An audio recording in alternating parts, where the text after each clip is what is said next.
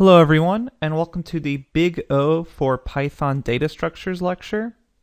This is going to just be a very brief lecture, and we're going to go over the Big O of built-in data structures in Python. And it's going to be two data structures, lists and dictionaries.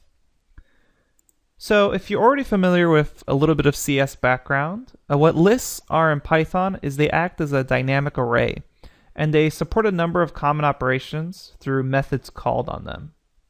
And the most common operations that are performed on a list are indexing and assigning to an index position. Now what's really amazing here is these operations are both designed to be run in constant time, O1. So let's imagine you wanted to test different methods for constructing a list that looked something like this, 0, 1, 2, all the way to 10,000. What we're going to do here is go ahead and compare various methods on a list or through a function, such as appending to the end of a list, concatenating a list, or using tools such as casting and list comprehension.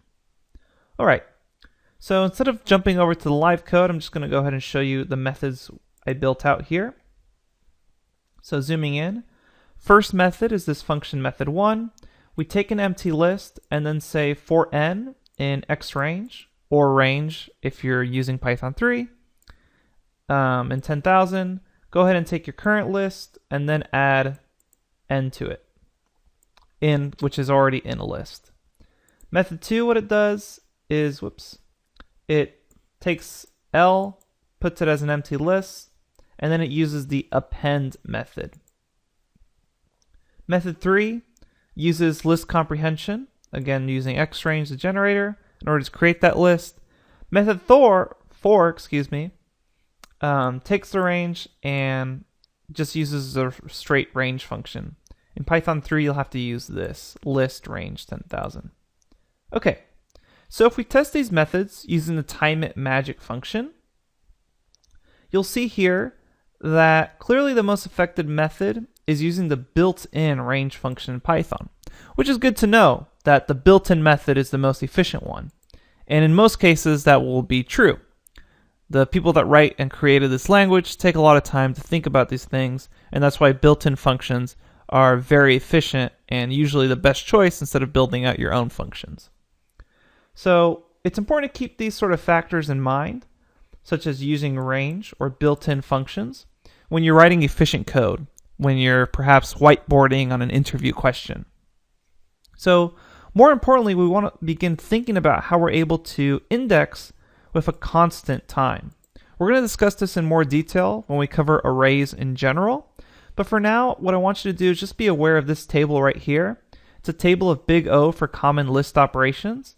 So here are all the list operations or different methods you can perform on a list, and here's their Big O efficiency. And remember, this is just time complexity.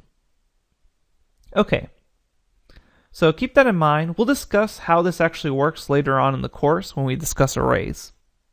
Dictionaries in Python, again if you have a CS background, are an implementation of a hash table, and they operate with keys and values, so you're familiar with this already. K1, 1, K2, 2, and then you can call that K1 and it'll bring out that value. So again, something that's again pretty amazing here is that getting and setting items in a dictionary are also in constant time. So hash tables are designed with efficiency in mind, and we're going to explore them in much more detail later on in this course, since they're one of the most important data structures to understand.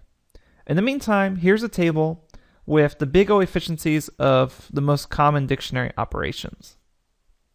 Alright, so as I mentioned, this is just going to be a brief overview, and by the end of this section, and this section in general of Big O analysis, what you'd have developed is an understanding of how Big O is used in algorithm analysis, and you should be able to work out the Big O of an algorithm you've developed.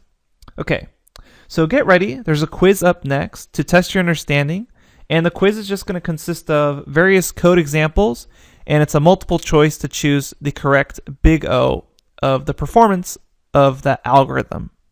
Okay, so just a quick overview. Keep in mind dictionaries and lists, which are essentially hash tables and dynamic arrays, how they work, and just start wondering how they're able to do this so efficiently in constant time. We're going to go over how arrays and hash tables are actually able to do this when we construct them ourselves, but I just want you to be aware of that. All right, So with that being said, best of luck on the quiz, and I'll see you at the next lecture. Thank you.